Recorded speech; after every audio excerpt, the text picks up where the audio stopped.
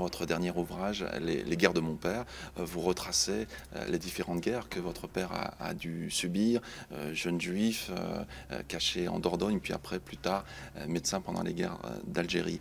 Nous sommes ici aux archives départementales parce que c'est ici que votre travail pour aller sur les traces de votre père a commencé. Oui, mon père racontait rien, même oui, rien de la guerre. Il disait toujours on ne parle pas de choses qui fâchent. Et c'est grâce aux archives, en particulier grâce aux archives départementales de Périgueux, que j'ai pu retrouver des traces de la présence de mon père pendant la guerre et de ses parents, en particulier ici à Périgueux, puisque vous savez que les Alsaciens, les Strasbourgeois ont été tous accueillis en 1939 par les habitants de Dordogne. Et puis certains sont restés, en particulier ceux qui étaient juifs, sont restés accueillis vraiment par les habitants de la région et de la ville de Périgueux. Alors votre père et votre grand-mère résident rue des Fleurs, alors c'est un beau nom, rue des Fleurs à Trélissac. Et là vous nous faites découvrir un peu ce qu'est leur quotidien et surtout ce que sont les gens de bien Oui. qui vont les aider. Oui, parce que en fait aux archives je trouve, je vais peut-être revenir un peu en arrière, mais aux archives ce que je vais retrouver c'est les traces du mal, c'est-à-dire les traces de ces fonctionnaires, préfets, gendarmes, policiers, qui vont mettre en œuvre la police, la politique de Vichy et établir des listes. Par exemple, j'ai retrouvé une liste ici avec mon père, écolier de 12 ans, son adresse rue des Fleurs à Mourioux. Et ces listes sont bien sûr destinées à être utilisées pour des rafles. Et puis on trouve aussi toutes les traces, il suffit de regarder les dossiers de la politique de Vichy, l'organisation des rafles, comment la police, tout est très précis, très minutieux, comment la police va mettre en œuvre la politique de Vichy. Mais au Mourioux, où je suis allée, dans ce quartier de Trélissac, de nombreuses familles juives ont été cachées pendant la guerre, ont habité à Trélissac, et ça sans aucune dénonciation des habitants. Donc il faut rendre aussi hommage aux habitants de la région qui ont caché de nombreux résistants, qui ont caché de nombreux juifs, par simple humanité. Et là, il n'y a pas de trace, puisque la bonne action était clandestine.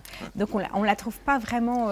On voit la difficulté, vous le retracez dans votre livre, qui est la vôtre, d'aller retrouver ces gens de bien, le copain de votre père, M. Moreau, ou le jardinier, quand effectivement, ceux qui sont plutôt dans le camp du mal, on voit, tout est écrit.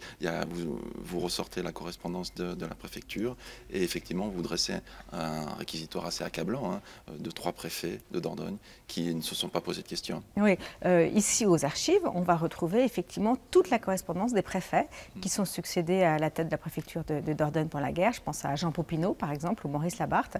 Et là, vous avez des télégrammes signés de leur nom, demandant l'arrestation de cette petite fille de 10 ans qui s'appelle Margot Meyer. Vous avez leur signature demandant l'organisation de points d'essence pour aller arrêter des enfants, des femmes, des hommes parce qu'ils sont juifs. Et les traces, les preuves de leur action sont vraiment ici, disons, accablantes.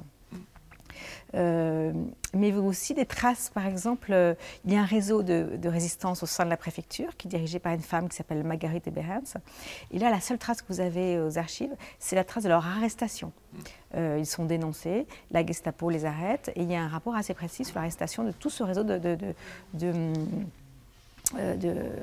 résistance au sein de la préfecture. Avec des faux papiers, un système de... Oui, en fait, il y a un système assez bien fait, disons, de faux papiers, et puis aussi de moyens de prévenir quand il y a des rafles, certains gendarmes, certains policiers, certains fonctionnaires, parce qu'à titre individuel, vont prévenir, la rumeur se répand dans Périgueux et dans Trélissac et dans les environs, qu'une rafle va arriver dans la nuit. Donc on cache les familles juives, et les habitants de Périgueux et des environs cachent ces familles le temps des rafles. Oui. La plupart des préfets dont vous parlez a été relevé de ses fonctions après la guerre. Alors en 1945, à la Libération, les préfets effectivement sont relevés de la fonction, sans salaire, mais sans être inquiétés plus que ça, ils ne sont pas poursuivis pour leur action. parce que certains ont vraiment participé de façon assez active à la déportation de familles juives et de résistants d'Ordonne.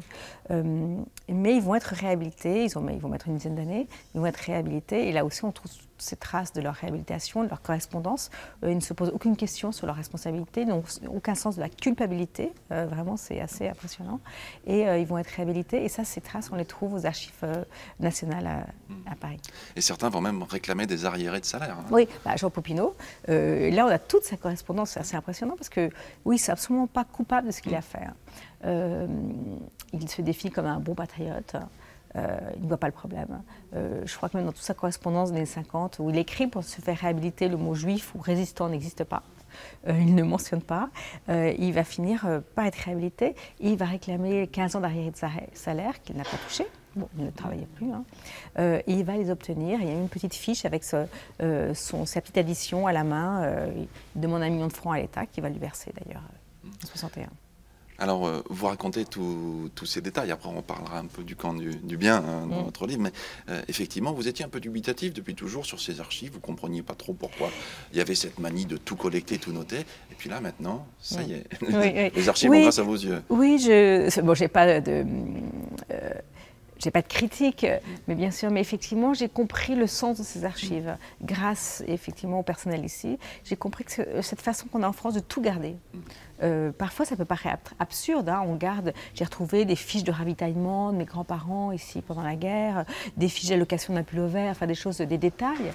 Mais ça a deux fonctions essentielle, c'est une fonction démocratique. Elle permet aux administrés, aux citoyens de contrôler l'action publique, puisqu'on garde des traces, on peut contrôler ce que les fonctionnaires, la façon dont les fonctionnaires agissent, mais aussi de garder les preuves. Vous parlez liées des mauvaises actions, des preuves de la culpabilité. Et comme après la guerre en 1945, finalement, les fonctionnaires, les préfets n'ont pas été inquiétés, ceux qui ont agi pour Vichy, finalement, ce sont les victimes qui sont été coupables, puisqu'il n'y avait pas de responsable. Aux archives, quand vous ouvrez ici les dossiers d'archives, vous avez les preuves de la responsabilité de chacun, de qui est coupable, qui ne l'est pas, qui a bien agi, qui n'a pas bien agi. Et c'est essentiel, je crois, pour pouvoir continuer. La bonne action, la mauvaise action, on oscille dans votre livre toujours entre ces deux champs.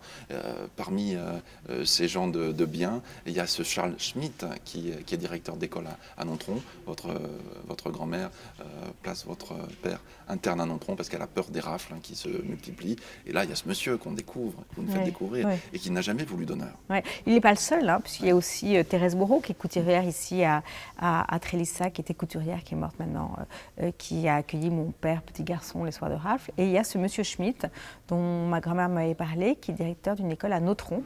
Et lui, donc je suis là à Nontron grâce à Marcel Restoin, un élu local qui m'a permis d'aller à Nontron et de rencontrer un ancien élève qui m'a raconté qu'effectivement il y avait tout un petit groupe de garçons qui s'en allaient en pleine guerre dans cette école. On se demandait pourquoi. C'était un petit groupe de garçons juifs qui ont été cachés par ce monsieur Schmitt que j'ai retrouvé, qui est devenu un grand préfet lui après la guerre, Charles Schmitt. Et donc j'étais contente de pouvoir les remercier.